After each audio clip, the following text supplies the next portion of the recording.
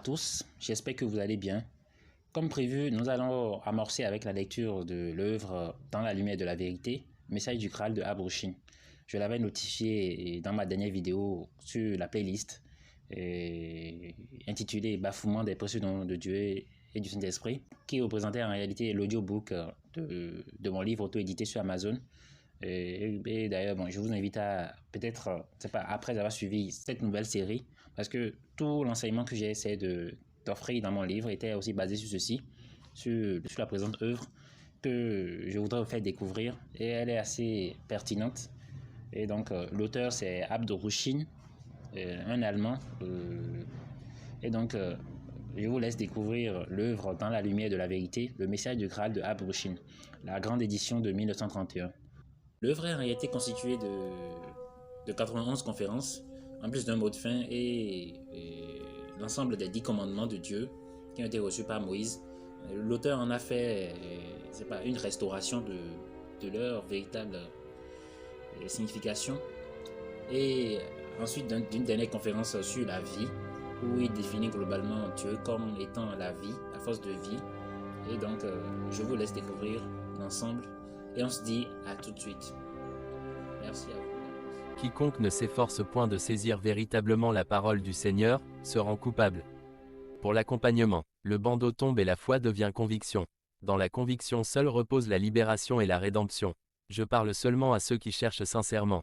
Ils doivent avoir l'aptitude et la volonté d'examiner objectivement cette réalité objective. Arrière les fanatiques religieux, arrière les rêveurs sans principe.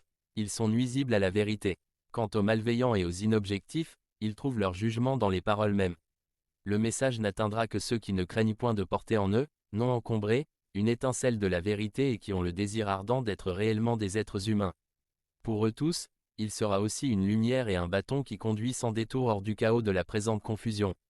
La parole qui suit n'apporte pas une nouvelle religion, mais elle doit être pour celui qui l'écoute et celui qui la lit, le flambeau qui lui permettra de trouver le juste chemin qui conduit vers la hauteur à laquelle il aspire. Seul celui qui se meut lui-même peut spirituellement aller de l'avant.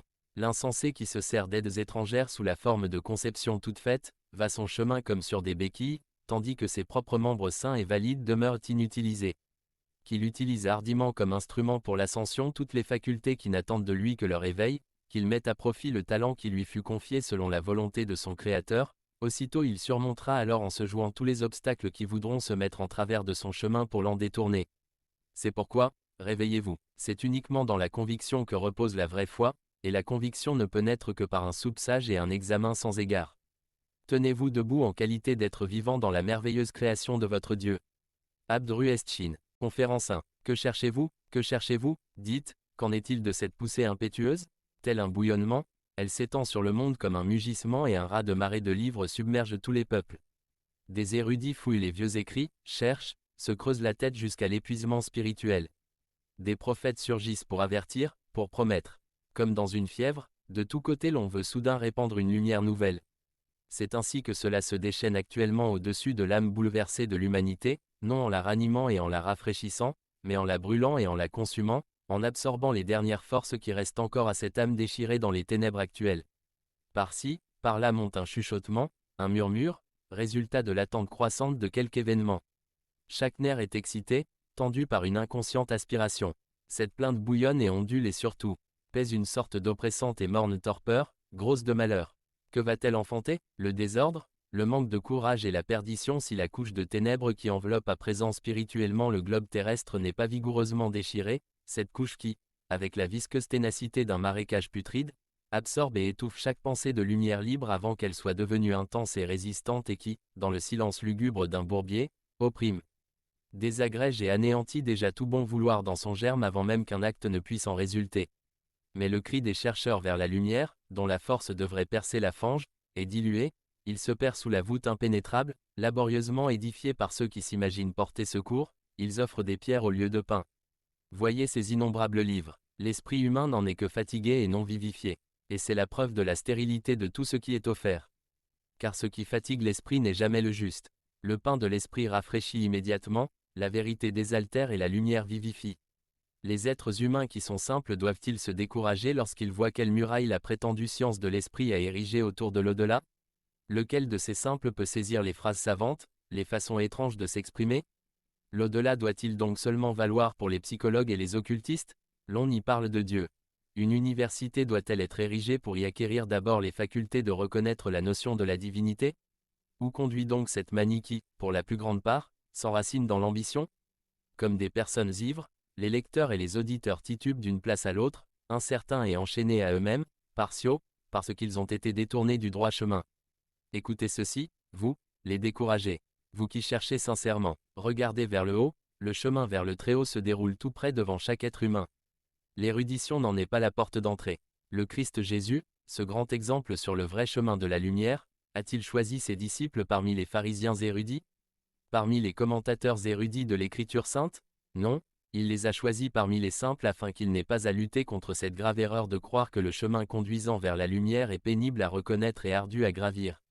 Cette pensée est le plus grand ennemi de l'être humain, elle est mensonge. C'est pourquoi, arrière la pédante érudition là où il s'agit de ce qu'il y a de plus sacré en l'être humain, de ce qui veut être pleinement saisi. Renoncez-y parce que la science en tant qu'œuvre fabriquée par le cerveau humain est œuvre fragmentaire et doit demeurer œuvre fragmentaire. Réfléchissez. Comment une science péniblement apprise pourrait-elle conduire vers la divinité? Qu'est-ce donc que le savoir?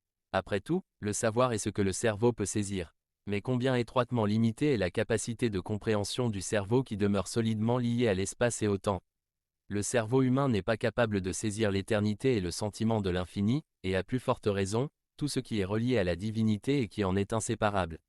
Le cerveau se tient muet en face de cette insaisissable force qui flue à travers tout ce qui existe et d'où il puise lui-même son activité.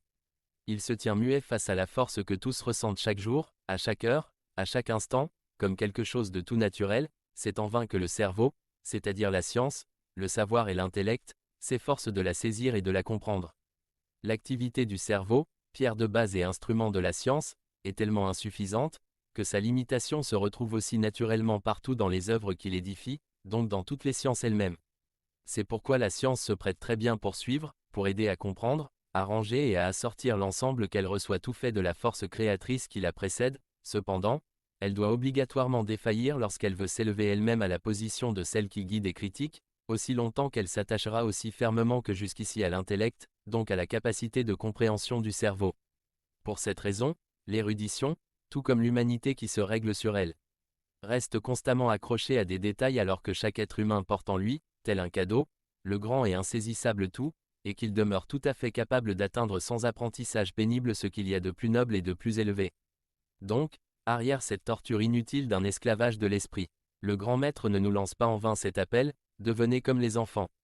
Qui porte en lui le ferme vouloir pour le bien et s'efforce de conférer la pureté à ses pensées. Celui-là a déjà trouvé le chemin vers le Très-Haut. Tout le reste lui est alors donné en partage. Pour cela il n'a pas besoin de livres, ni d'astreinte spirituelle, de mortification, d'isolement. Libéré de toutes les oppressions du ressassement maladif, il devient saint de corps et d'âme, car tout excès nuit. Des êtres humains, voilà ce que vous devez être, et non des plantes de serre qu'un développement unilatéral fait succomber au premier coup de vent. Réveillez-vous. Regardez autour de vous.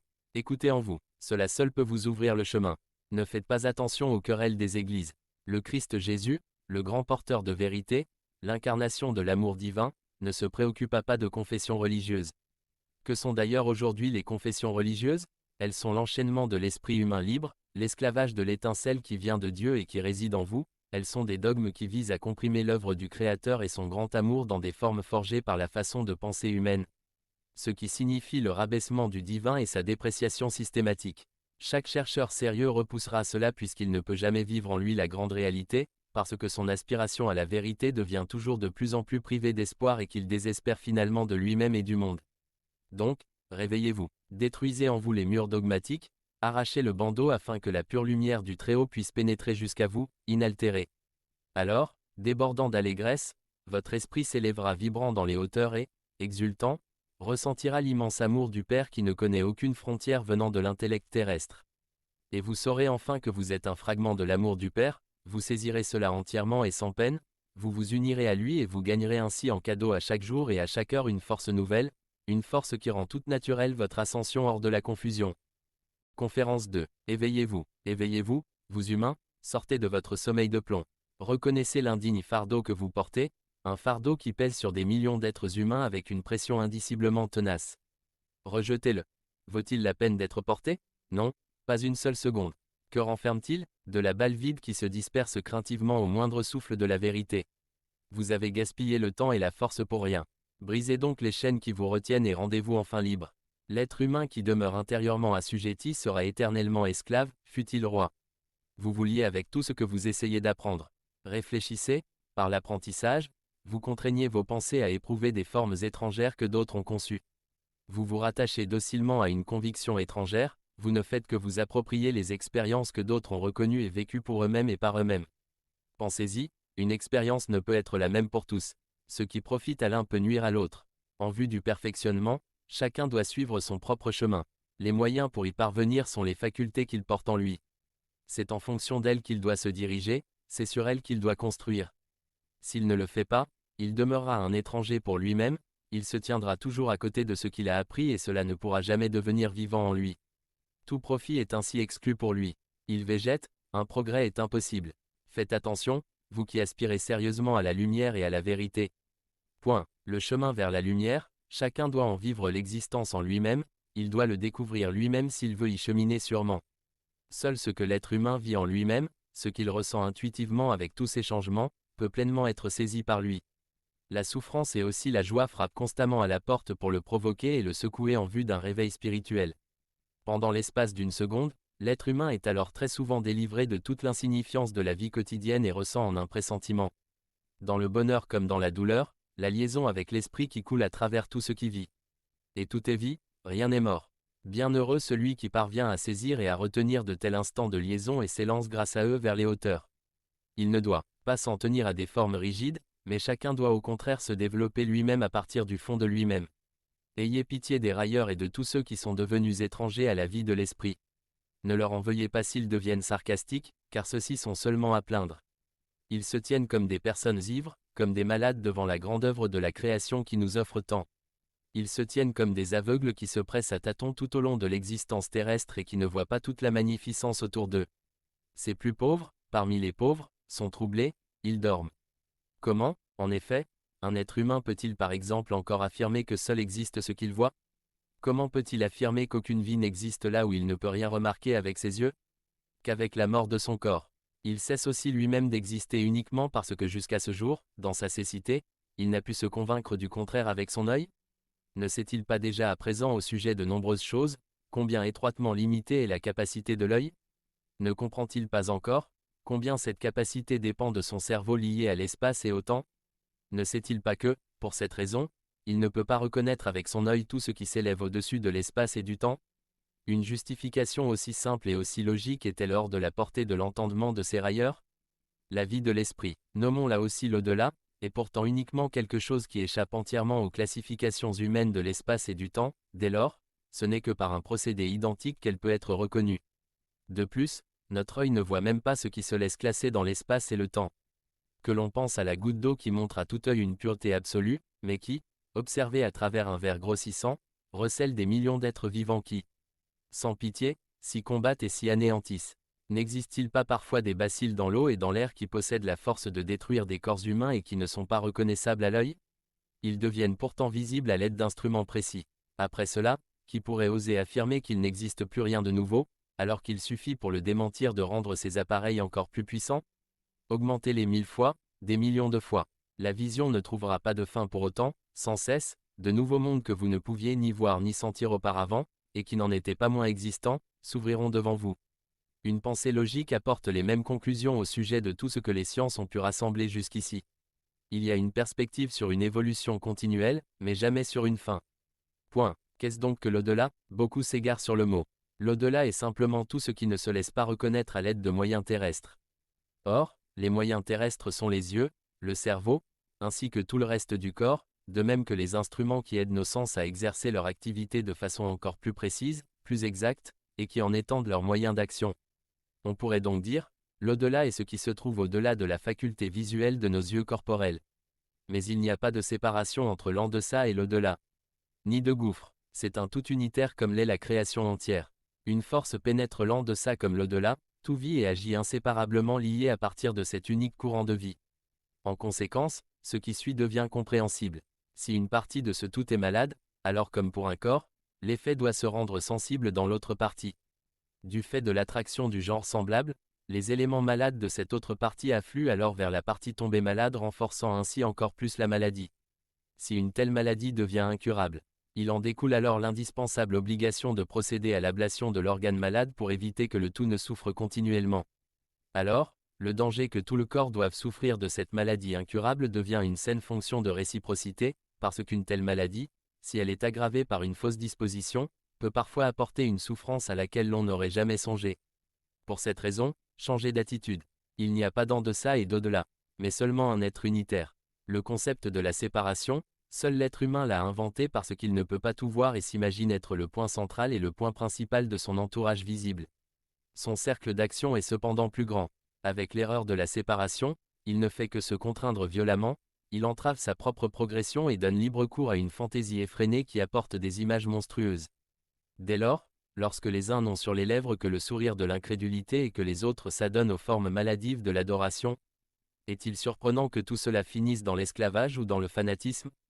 Qui peut encore s'étonner de la peur farouche et même de l'angoisse et de la terreur qui sont cultivées chez certains?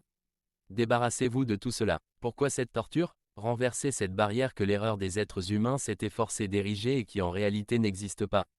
Cette attitude jusqu'ici fausse ne peut que vous fournir une fausse base sur laquelle vous vous efforcez vainement d'édifier sans fin la vraie foi.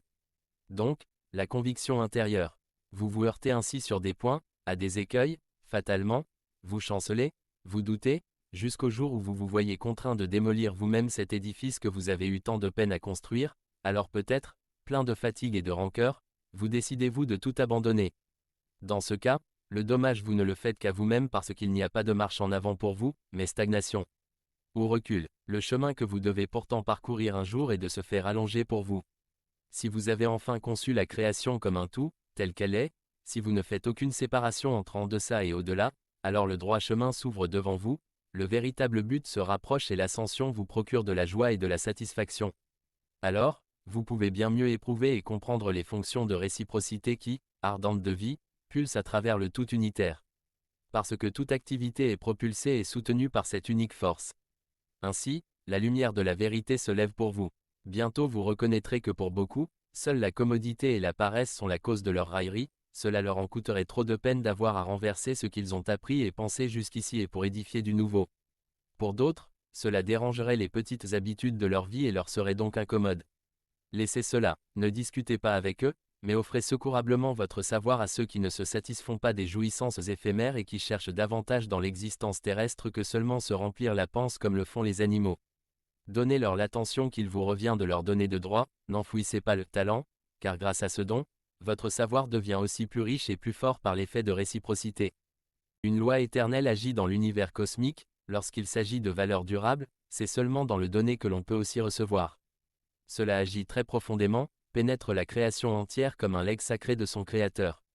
Donner avec désintéressement, aider là où cela est nécessaire, avoir de la compréhension pour la souffrance de son prochain de même que pour ses faiblesses signifie recevoir, parce que c'est le chemin simple et vrai qui conduit vers ce qui existe de plus haut. Et vouloir cela sérieusement vous apporte aussitôt aide et force. Il suffit d'un désir unique, sincère et profondément ressenti pour le bien, et de l'autre côté, comme avec une épée de flamme qui vous est encore présentement invisible, le mur que vos pensées avaient jusqu'alors elles-mêmes érigé en obstacle est fendu. Car vous ne faites qu'un avec cet au-delà qui est craint ou nié par les uns, désiré par les autres, vous lui êtes étroitement et indissolublement lié. Essayez, vos pensées sont des ambassadrices que vous envoyez et qui vous reviennent lourdement chargées de ce que vous avez déposé, que ce soit en bien ou en mal. Cela s'accomplit. Songez que vos pensées deviennent des formes qui se façonnent par votre esprit et qui survivent à l'existence terrestre de votre corps. Beaucoup de choses vous deviennent alors claires. Il s'ensuit donc qu'il est tout à fait exact de dire, car leurs œuvres les suivent. Les formes des pensées sont des œuvres qui vous attendent un jour. Des œuvres qui forment autour de vous des cercles lumineux ou sombres que vous devez traverser pour pénétrer dans le monde de l'esprit. Ici, aucune protection ni aucune intervention ne peuvent aider parce que vous avez la libre volonté. Le premier pas pour tout doit donc venir de vous. Ce n'est pas difficile, cela repose uniquement dans le vouloir qui se fait connaître par les pensées. Ainsi, portez-vous le ciel aussi bien que l'enfer en vous-même. Décidez, vous le pouvez, mais alors vous devenez inconditionnellement les proies des conséquences de vos pensées et de votre vouloir. Vous créez vous-même les conséquences, c'est pourquoi je vous lance ce cri d'appel, gardez pur le foyer de vos pensées, vous établissez ainsi la paix et vous êtes heureux. N'oubliez pas que toute pensée produite et envoyée par vous attire sur son chemin tout genre semblable ou adhère à d'autres pensées, elle devient de ce fait plus vigoureuse. Toujours plus vigoureuse, finalement, elle atteint aussi un but, un cerveau qui peut-être s'oublie lui-même pendant l'espace d'une seconde, et elle en profite pour s'infiltrer dans ce cerveau et pour agir sur lui alors qu'il s'apprête à recevoir cette forme pensée. Pensez seulement à la responsabilité qui tombe alors sur vous si un jour la pensée se transforme en action par l'intermédiaire d'un individu sur lequel elle aura pu agir.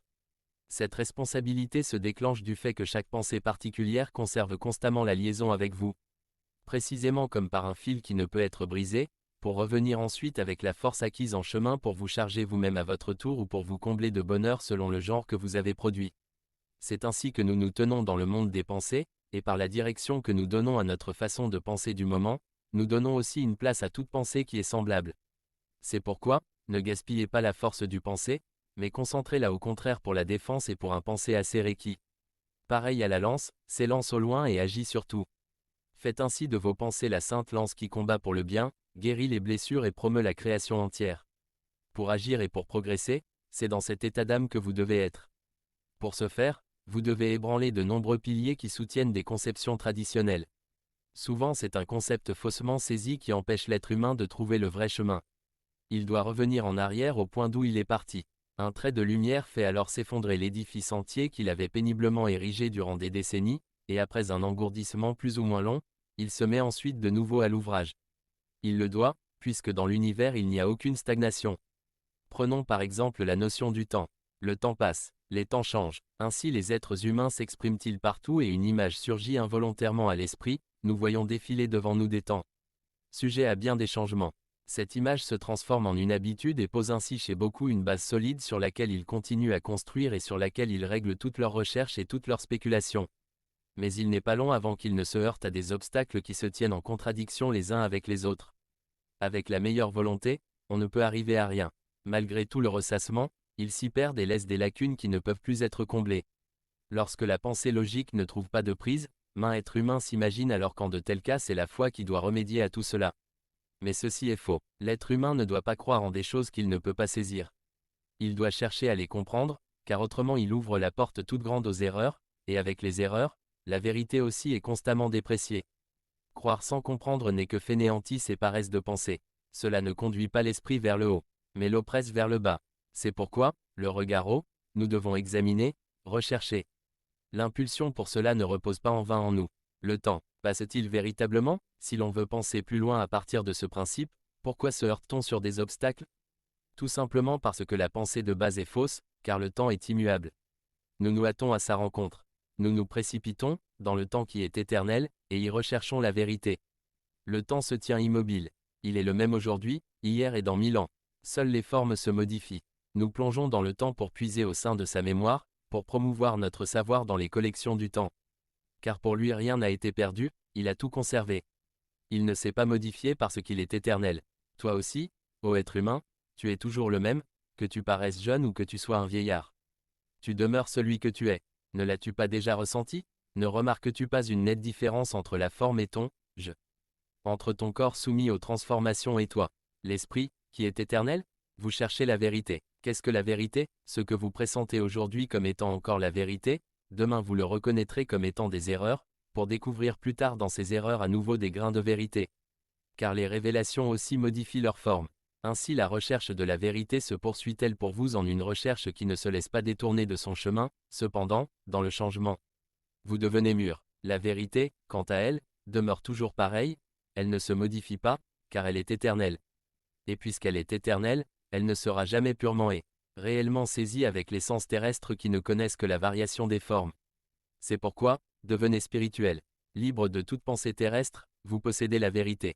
Constamment irradié de sa pure lumière, vous serez dans la vérité afin de vous y baigner, car elle vous entoure complètement. Vous nagez en elle dès que vous devenez spirituel. Alors, vous n'avez plus besoin d'apprendre péniblement les sciences, vous n'avez pas d'erreur à craindre parce que pour chaque question vous avez déjà la réponse dans la vérité elle-même. Plus encore, vous n'avez alors plus de questions parce que sans penser, vous savez tout, vous englobez tout parce que votre esprit vit dans la pure lumière, dans la vérité. Donc, devenez spirituellement libre. Brisez tous les liens qui vous retiennent. Si des obstacles se présentent, alors allez joyeusement à leur rencontre, car ils signifient pour vous le chemin vers la liberté et la force. Considérez-les comme un cadeau à partir duquel croissent pour vous des avantages et vous les surmonterez facilement. Ou bien les obstacles ont été placés devant vous afin que vous appreniez d'eux pour vous développer, ce par quoi vous augmentez alors votre équipement en vue de votre ascension, ou bien ce sont des répercussions d'une culpabilité de laquelle vous pouvez ainsi vous détacher et vous libérer. Dans les deux cas, les obstacles vous portent en avant. C'est pourquoi, avancer avec fraîcheur, c'est pour votre salut. C'est une folie que de parler de coups du destin ou d'épreuves.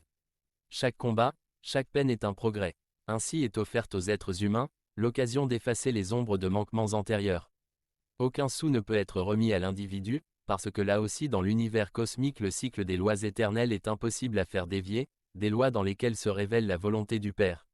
Lequel ainsi nous pardonne et efface tout le ténébreux. S'il y avait la plus petite déviation dans le cycle des lois éternelles, le monde s'effondrerait en ruine tellement tout est clairement et si sagement disposé. Mais celui qui maintenant a tellement à compenser à cause du passé, cet être humain ne doit-il pas se décourager, ne va-t-il pas frémir d'horreur devant le rachat de ses fautes? Qu'il soit réconforté, il peut commencer joyeusement le rachat de ses fautes et être sans souci aussitôt qu'il le veut sincèrement. Une compensation peut être établie grâce au contre-courant de la force du bon vouloir qui devient vivante dans le spirituel, et qui de ce fait, comme d'autres formes pensées, devient une arme puissante, une arme capable d'enlever tout le poids des ténèbres, toute lourdeur, une arme capable de conduire le « je » vers la lumière. La force du vouloir. Chez de nombreux êtres humains, la force du vouloir est une puissance insoupçonnée qui, tel un aimant ne faillissant jamais, attire à elle les forces semblables dont elle s'accroît à la manière d'une avalanche et qui, unie à d'autres forces spirituellement semblables, agit rétroactivement, atteint de nouveau le point de départ, donc l'origine ou mieux dit l'auteur, et soit élève celui-ci très haut vers la lumière, soit le précipite plus profondément dans la fange et la boue. Comme l'auteur l'a tout d'abord lui-même voulu. Celui qui connaît cette constante fonction de réciprocité qui repose dans la création entière et qui se déclenche et se déploie avec une sûreté infaillible, cette fonction de réciprocité qui arrive toujours avec certitude à destination. C'est aussi comment il peut s'en servir, il doit l'aimer ou la craindre. Pour celui-ci, le monde invisible s'anime peu à peu autour de lui, car il en ressent les manifestations avec une netteté qui le délivre de tout doute. Aussitôt qu'il y fait un tant soit peu attention, il ressent les fortes ondes de l'activité perpétuelle qui agissent sur lui à partir de l'immense univers, et ressent finalement qu'il est le foyer de forts courants, de même qu'une lentille capte les rayons du soleil. Les réunit sur un point et produit là une force qui agit en enflammant, consumant et anéantissant, mais qui peut aussi fluer en guérissant, en vivifiant, apportant la bénédiction, de même se trouve-t-il aussi à même d'allumer un feu ardent. Et nous sommes ces mêmes lentilles capables de dégager par notre vouloir ces courants de forces invisibles, qui se condensent et se concentrent sur nous, et dont nous pouvons alors diriger la puissance vers de bons ou de mauvais objectifs pour apporter à l'humanité la bénédiction ou la ruine. Nous pouvons et nous devons ainsi allumer un feu ardent dans les âmes, le feu de l'enthousiasme pour le bien, le noble et le perfectionnement. Pour cela, il ne faut que la force du vouloir qui, en un certain sens, fait de l'être humain le maître de la création en lui permettant de déterminer son propre destin. Son vouloir lui apporte l'anéantissement ou la rédemption. Avec une inexorable certitude, il crée pour lui-même la récompense ou le châtiment. Ne craignez pas maintenant que ce savoir vous éloigne du Créateur et qu'il affaiblisse votre foi ayant existé jusqu'ici. Bien au contraire, la connaissance de ces lois éternelles que nous pouvons utiliser nous fait apparaître l'œuvre de la création encore bien plus sublime, elle contraint le chercheur sincère, rempli de recueillement, à tomber à genoux à cause de sa grandeur. Alors, jamais plus l'être humain ne voudra le mal. Avec joie, il se saisira du meilleur soutien qui soit pour lui, l'amour. L'amour pour toute la merveilleuse création, l'amour pour le prochain afin de le conduire lui aussi vers le haut. Vers la magnificence de ce plaisir, vers la conscience de cette force. Ok, merci d'avoir suivi cette vidéo et je vous invite à vous abonner à la chaîne et prochainement dans la playlist, il y aura les conférences 3 et 4 intitulées respectivement Le silence et Ascension. Donc je vous dis à tout de suite.